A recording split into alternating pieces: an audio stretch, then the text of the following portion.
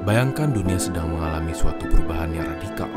Perkotaan berkembang pesat 2-5, bahkan 10 kali lebih besar dari sebelumnya. Kuda digantikan oleh mobil, surat menyurat digantikan oleh telepon, dan pabrik yang biasanya membuat satu produk per hari, sekarang dapat membuat 10 produk per jam. Akan tetapi, kamu masih tinggal di dalam rumah seluas 25 meter persegi, bersama dengan 2 keluarga lainnya.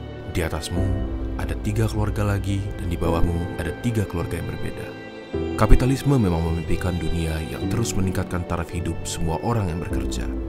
Jadi, bagaimana visi seindah itu bisa berubah menjadi kondisi di mana kaum buruh harus bekerja 16 jam per hari dan masih hidup di kondisi yang sangat miskin? Di abad ke-19, negara-negara Eropa sedang berkembang dengan pesat. Era ini disebut dengan Industrial Revolution atau Revolusi Industrial. Akan tetapi, di balik kemegahan kota-kota ini dan perkembangan yang sangat pesat tersebut, pakar ekonomi menyadari bahwa ada masalah dengan sistem kapitalisme. Sistem yang seharusnya membawa kemakmuran dan kesejahteraan bagi seluruh masyarakat justru memperluas penderitaan dan kemiskinan di kaum buruh. Solusinya, sosialisme.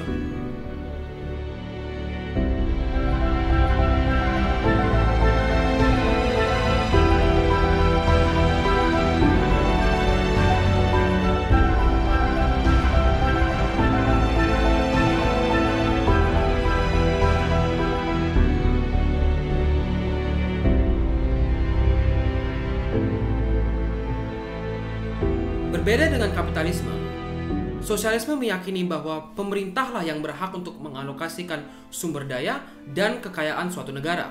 Sosialisme merupakan kritik kepada kapitalisme.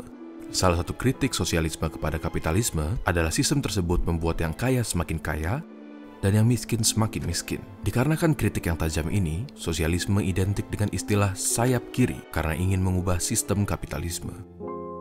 Louis Blanc, seorang pakar ekonomi, mengatakan bahwa sosialisme adalah sistem ekonomi di mana semua orang mendapat pekerjaan dan tiap orang dibayar dengan gaji yang setara dengan pekerjaan mereka masing-masing.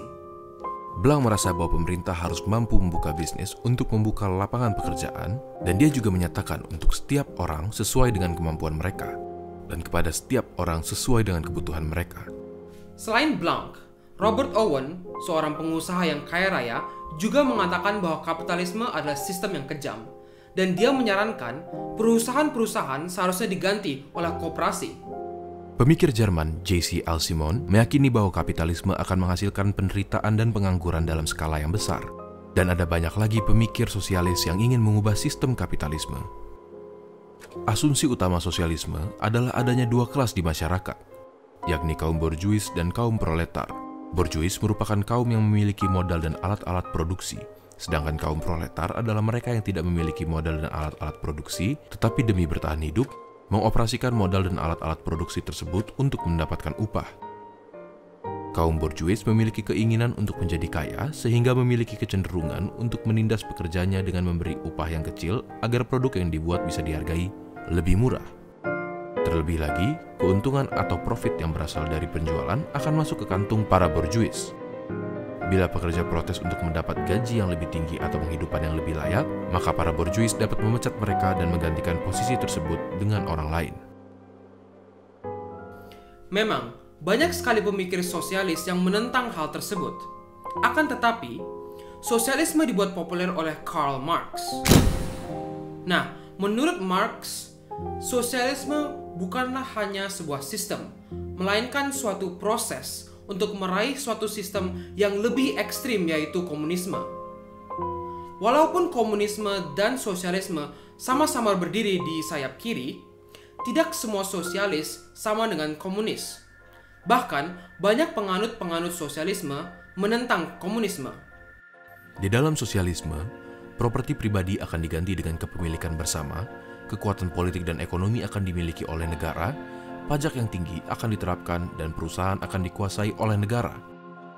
Akan tetapi, sosialisme masih memiliki elemen kapitalisme di mana individu memiliki self-interest dan harus diberikan upah untuk bekerja. Konsep negara dan uang juga masih ada dalam sosialisme. Sedangkan pada komunisme, negara, perbedaan kelas, kepemilikan pribadi, bahkan uang akan hilang. Manusia akan hidup bersama-sama dalam ikatan persaudaraan, dan manusia akan kerja hanya untuk memproduksi barang-barang yang dibutuhkan, bukan untuk mencari upah. Ide Marx terbukti diterima oleh khalayak ramai. Marx menginspirasi tokoh seperti Lenin dan Stalin untuk melakukan revolusi di Rusia dan mendirikan Republik Sosialis Soviet atau Uni Soviet. Perseteruan antara sistem sosialisme dan kapitalisme berujung pada Perang Dingin antara Blok Timur dan Blok Barat. Ketika Blok Barat memenangkan Perang Dingin, ide-ide sosialisme mengalami kemunduran. Negara-negara seperti Jerman Timur, Polandia, Hungaria, Vietnam, Kamboja, dan lain-lain mulai meninggalkan ide-ide sosialisme dan memegang ide-ide seperti pasar bebas dan kapitalisme. Dalam bukunya The End of History, Francis Fukuyama mengatakan bahwa perpaduan ide-ide liberalisme, kapitalisme, dan demokrasi telah mengalahkan komunisme dalam panggung global. Apakah itu artinya sosialisme sudah punah? Tidak. Sosialisme masih ada dalam bentuk yang lebih demokratis dan modern, di mana pemerintah berperan untuk meningkatkan kesejahteraan rakyat melalui program sosial dan regulasi pasar. Contohnya, di negara-negara Skandinavia, di mana pelayanan kesehatan dan pendidikan disediakan secara gratis, tetapi nilai pajak yang harus dibayar sangat tinggi. Bisa dikatakan, kebijakan seperti transportasi umum, BUMN, dan subsidi terhadap sembako dan bahan bakar minyak beranjak dari pemikiran sosialisme. Pada intinya, jika hasil suatu kebijakan dapat dinikmati secara umum, maka biayanya juga harus ditanggung secara umum.